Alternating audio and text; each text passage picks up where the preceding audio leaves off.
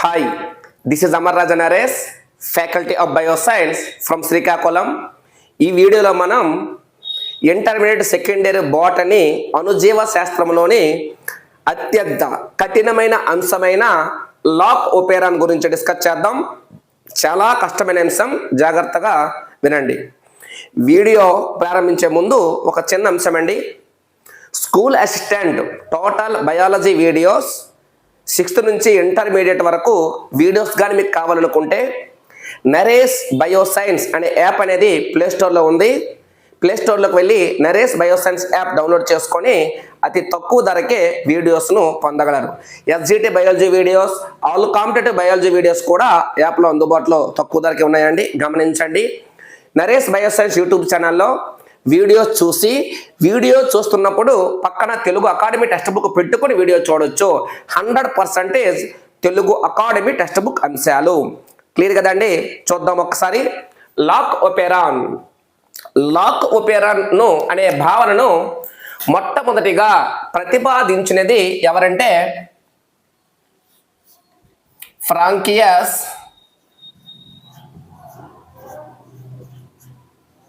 జాకాబ్ జాక్యూ మోనార్డ్. వీళ్ళిద్దరు శాస్త్రవేత్తలు lock operon భావనను ప్రవేశపెట్టారండి. ఫ్రాంకియస్ జాకోబ్ అనే శాస్త్రవేత్త జన్యు శాస్త్రవేత్త అండి. జన్యు శాస్త్రవేత్త. జాక్యూ మోనార్డ్ అనే శాస్త్రవేత్త జీవ రసాయన శాస్త్రవేత్త. జీవ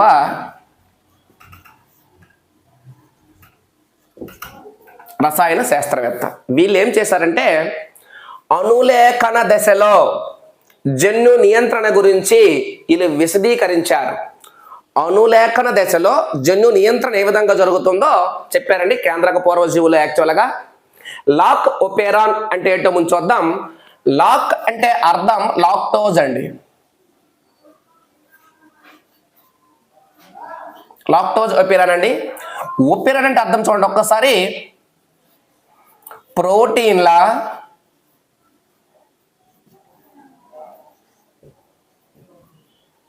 సంశ్లేషణలో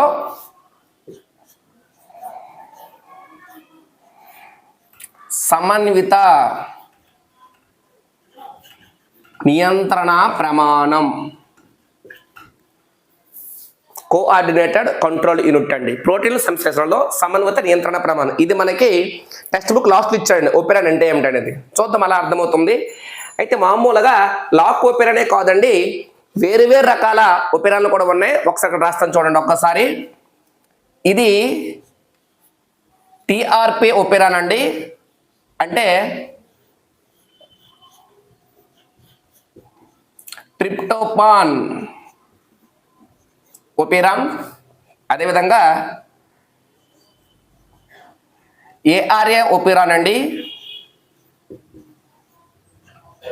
అరబినోస్ ఓపెరాన్. అదేవిధంగా ఇస్ ఓపెరాన్ అండి. ఇస్టిడిన్ ఓపెరాన్. అదేవిధంగా వ్యాలైన్ ఓపెరాన్ అండి. వ్యాల్ ఓపెరాన్. దీన్నే వాలిన్ ఓపెరాన్ అంటారండి. వాలిన్ ఓపెరాన్. ఇలా రకరకాల ఓపెరాన్లు ఉంటాయండి. మరి ఒక ఓపెరాన్లో ఏమేమి ఉంటాయో ఒకసారి చూద్దాం. ఎటువంటి జన్యువులు ఉంటాయో చాలా చాలా ఇంపార్టెంట్. ఒకే ఓపెరాన్లో ఏముంటాయో చూద్దాం. ఇక్కడ ఐ లేదా ఆర్ జన్యువు అండి. ఐ లేదా ఆర్ జన్యువు. ఆర్ అంటే రెగ్యులేట్ అని అర్థం అండి. ఐ అంటే ఇన్హిబిటర్. రెగ్యులేట్ అంటే ఉత్ప్రేరకం, ప్రేరకం కాదండి, నిరోధక జన్యువు. వెరీ వెరీ ఇంపార్టెంట్ అండి. దీన్నే రిప్రెసర్ జన్యువు అంటారండి. రిప్రెసర్ లేదా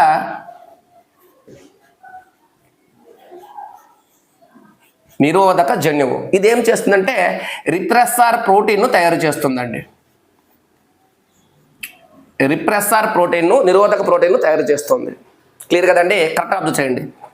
సెకండ్ వన్ పి జన్యువు. అదే ప్రమోటర్ ఉంటుందండి. ప్రమోటర్ చూద్దాం ఒకసారి. కరెక్ట్ అబ్జర్వ్ చేయండి. ప్రమోటర్ ఉంటుంది.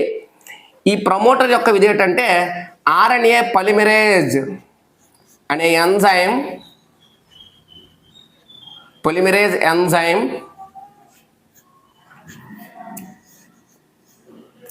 అతికి ఉండే ప్రాంతం అండి.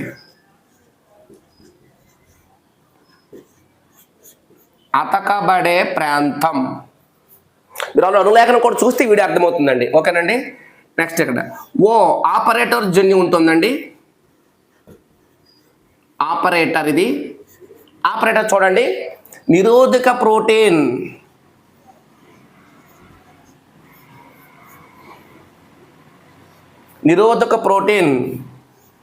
అతికి ఉంటే ఆఫ్ అగునండి, లేదా నిరోధక ప్రోటీన్ విడుదలైతే అంటే అతికి లేకపోతే ఆన్ అగునండి. ఆన్ ఆఫ్గా పనిచేస్తుంది ఆపరేటర్. దానితో పాటు నిర్మాణాత్మక జన్యువులు ఉంటాయండి.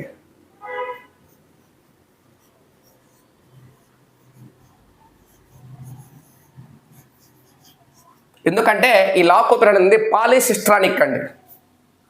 మీరు ఆల్రెడీ కేంద్రక పూర్వజీవుల్లో పాలిసిస్ట్రానిక్ జన్యు ఉంటుందని మీకు తెలుసు ఆల్రెడీ. నిజకేంద్రక జీవులు మోనోసిస్ట్రానిక్. ఇది కూడా చెప్పండి, ముందు వీడియోలో చూడండి. నిర్మాణాత్మక జన్యువులు ఉంటాయండి. అవేంటో ఒకసారి చూద్దాం. ZYA అనే జన్యువులు ఉంటాయండి. జడ్ అనే చూడు, IPO, ZYA ఈ జన్యువులు ఉంటాయి. ఈ జడ్ అనేది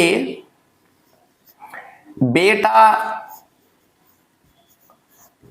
గాలక్టోసైడేజ్ అనే ఎంజైమ్కు సంకేతాన్ని జన్యువులు కలిగి ఉంటుంది. ఎంజైమ్కు సంకేతాన్ని ఇస్తుంది. వై అనేది పర్మియేజ్ అండి. పర్మియేజ్ ఎంజైమ్కు సంకేతాన్ని ఇస్తుంది. ఏ అనేది అసిటైల్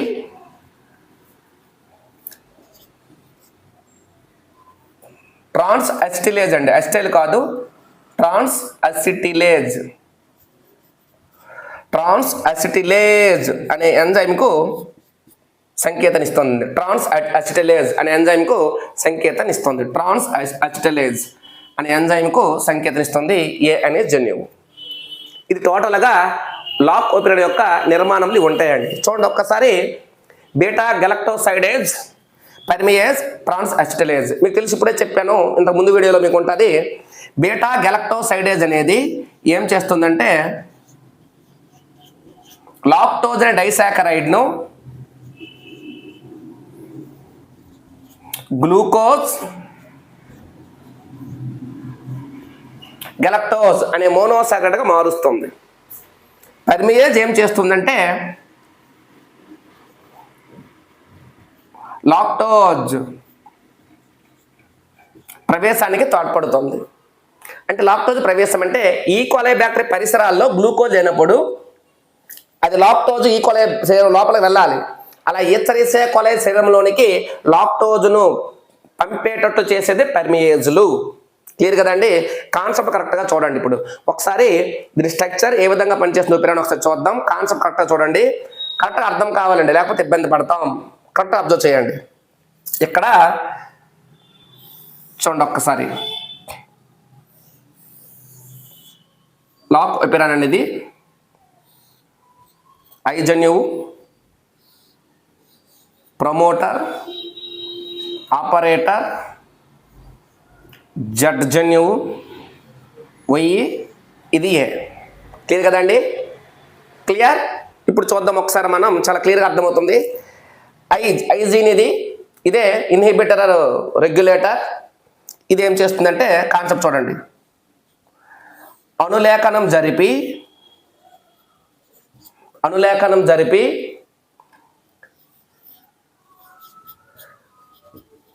రిప్రెసర్ రాయబారి ఆర్ఎన్ఏని ఏర్పరుస్తుంది. అంటే ఎంఆర్ఎన్ఏ ఏర్పరుస్తుంది. రిప్రెసర్ ఎంఆర్ఎన్ఏ ఏర్పరుస్తుంది. ఈ రిప్రెసర్ ఎంఆర్ఎన్ఏ నుంచి అనువాదం జరిగి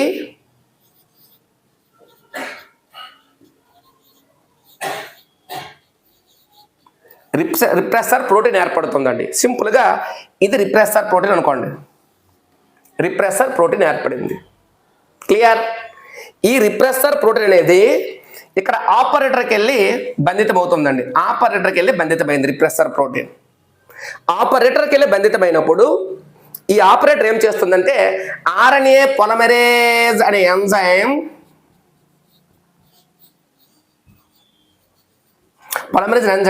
ప్రమోటర్కి వచ్చి అంటి పెట్టుకున్న తర్వాత అనులేఖనం ప్రారంభమవుతుంది. యాక్చువల్గా ఆర్ఎన్ఏ పొలిమరేజ్ ప్రమోటర్కి అంటి పెట్టుకోకుండా నిరోధించేది ఈ రిప్రెసర్ ప్రోటీన్. అప్పుడు ఇక్కడ అనులేఖనం అనేది జరగదు. అంటే జన్యు నియంత్రణ జరిగింది కదండి. కాన్సెప్ట్ చూడండి.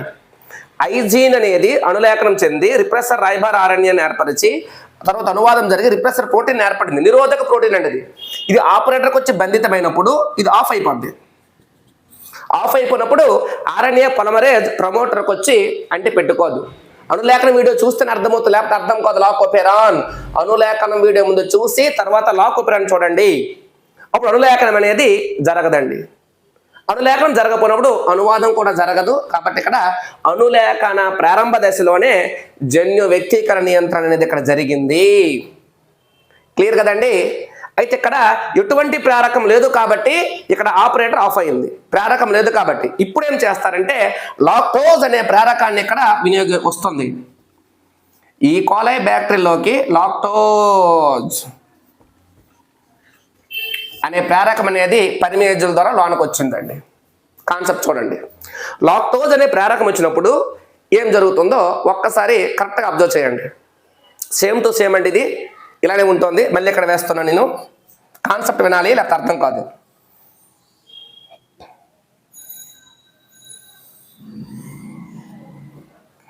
లాక్టోజ్ అనే ప్రేరకం ఇక్కడే నార్మల్గా అక్కడ తర్వాత దీనికోసం అయితే ఇక్కడ చూడండి.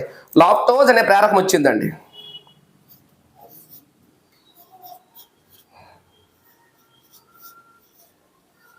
లాక్టోజ్ అనే ప్రేరకం ఏం చేస్తుందంటే ఈ రిప్రెసర్ ప్రోటీన్ను దీని నుంచి విడుదల చేసేది. రిప్రెసర్ ప్రోటీన్ను ఆపరేటర్ నుంచి విడుదల చేస్తుంది. అప్పుడు ఏమవుతుంది? ఆపరేటర్ ఆన్ అవుతుంది. ఆపరేటర్ ఆన్ అయినప్పుడు ఏమవుతుంది? ఆర్ఎన్ఏ పొలిమరేజ్ అనేది ప్రమోటర్కి వచ్చి బంధితం అవుతుంది. ఆర్ఎన్ఏ పొలిమరేజ్ ప్రమోటర్కి బంధితమైంది. ఆర్ఎన్ఏ పొలిమరేజ్ ప్రమోటర్కి బంధితమైనప్పుడు చూడండి, 2 బొమ్మలు టెక్స్ట్ బుక్లో 2 బొమ్మలు ఉన్నాయి. నేను ఇక్కడ డైరెక్ట్ చెప్పాను, ఇక్కడ ప్లేస్ లేకపోవడం వల్ల. ఆర్ఎన్ఏ పొలిమరేజ్ బంధితమై ఇక్కడ అనులేఖనం జరుగుతుందండి. చూడండి, ఇప్పుడు అనులేఖనం జరిగింది. అనులేఖనం జరిగి ఇక్కడ కాన్సెప్ట్ పక్కన చూడండి. లాక్ రాయబారి ఆర్ఎన్ఏ ఏర్పడుతుందండి. లాక్ రాయబారి ఆర్ఎన్ఏ ఏర్పడింది. ఈ లాక్ రాయబారి ఆర్ఎన్ఏ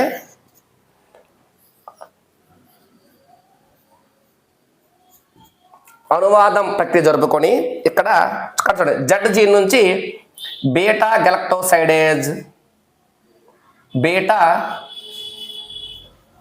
గాలక్టోసైడేజ్, వై జీన్ నుంచి అనువాదం ప్రక్రియ ద్వారా అండి పర్మియేజులు. కాన్సెప్ట్ కరెక్ట్ అర్థం కావాలి. పర్మియేజులు. ఏ జీన్ నుంచి ట్రాన్స్ ఎసిటిలేజ్.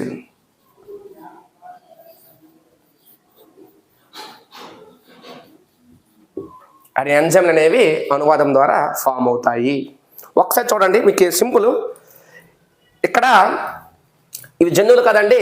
నార్మల్గా డిఎన్ఏలో క్రియాత్మక విభాగాలు జన్యువులు. దీని నుంచి అనులేఖనం ద్వారా లాక్ రాయబారి ఏర్పడింది. ఎందుకంటే లాక్టోజ్ వచ్చి ఆపరేటర్ని ఆన్ చేసింది, రిప్రెసర్ ప్రోటీన్ విడుదల చేసింది, కాబట్టి ఇది ప్రేరకంగా పనిచేసింది. కాన్సెప్ట్ అది.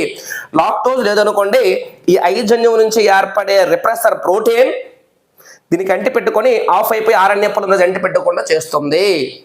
ప్రోటీన్ ఏర్పడాలనే, ఎంజైమ్లు ఏర్పడాలనే అనువాదం జరగాలి. డిఎన్ఏ నుంచి ఎంఆర్ఎన్ఏ ఏర్పడడం అనులేఖనం, ఎంఆర్ఎన్ నుంచి ప్రోటీన్లు ఏర్పడడం అనువాదం. ఇక్కడ ఎంజైమ్లన్నీ కూడా ప్రోటీన్లతో నిర్మితం కాబట్టి గలక్టోసైడేజ్, పర్మియేజ్, ట్రాన్స్ ఎసిటిలేజ్ ఎంజైమ్ ఏర్పడాలంటే తప్పకుండా అనువాదం జరగాలి. అనువాదం జరగాలంటే ఎంఆర్ఎన్ఏ ఏర్పడాలి. ఆ ఎంఆర్ఎన్ఏ ఏర్పడాలంటే ఏ ఒపెరాన్లో లాక్టోజ్ వచ్చి దీన్ని రిప్రెసర్ని బయటికి విడుదల చేసిస్తే అప్పుడు లాక్ రాయబార్ ఆర్ఎన్ఏ, ఇక్కడ రిప్రెసర్ రాయబార్ ఆర్ఎన్ఏ ఏర్పడింది చూడండి, ఎందుకంటే రిప్రెసర్ ప్రోటీన్ కాబట్టి. ఇక్కడ లాక్ రాయబార్ ఆర్ఎన్ఏ ఏర్పడి గలక్టోసైడేజ్, పర్మియేజ్, ట్రాన్స్ఎసిటలేజ్ అనే ఎంజైమ్స్ అనేవి ఏర్పడతాయి. ఈ విధంగా లాక్టోజ్ అనేది ఈ ఆపరేటర్ దీని నుంచి విడుదల చేసింది కాబట్టి ఇటువంటి నియంత్రణను నకారక నియంత్రణ అంటారు. ఈ లాక్టోజు సకారక నియంత్రణలో కూడా పాల్గొంటుందట. ఇటువంటి నియంత్రణ నకారక నియంత్రణ. అర్థమైంది? అర్థం కాలేదండి, చాలా క్లియర్గా ఉంది. కరెక్ట్గా 2 సార్లు చూడండి, లెసన్ చాలా ఈజీగా అర్థమవుతుంది. దీని నుంచి ఏర్పడేది రిప్రెసర్ ప్రోటీన్, దీని నుంచి ఏర్పడేవి ఈ 3 రకాల ఎంజైమ్స్. ఎంజైమ్స్ ఏర్పడిన తప్పకుండా అనువాదం జరగాలి. ఎక్కడ లేఖనం జరిగింది, ఎక్కడ అనువాదం జరిగింది, ఎక్కడ లేఖనం, ఎక్కడ అనువాదం. ఈ పదాల మనకు టెక్స్ట్ బుక్లు ఇవ్వలేదు కాబట్టి మీరు కన్ఫ్యూజ్ అవ్వడానికి ఛాన్స్ ఉంది. క్లియర్ కదండి? ఇక్కడతో లాక్ ఒపెరాన్ అనే కాన్సెప్ట్ అనేది పూర్తయిందండి. అణుజీవ శాస్త్రం మొత్తం కూడా కంప్లీట్ అయింది. అణుజీవ శాస్త్రం టోటల్ టాపిక్స్ అన్నీ కూడా నరేష్ బయోసైన్స్ యాప్లో ఉన్నాయి. క్లియర్? బాయ్.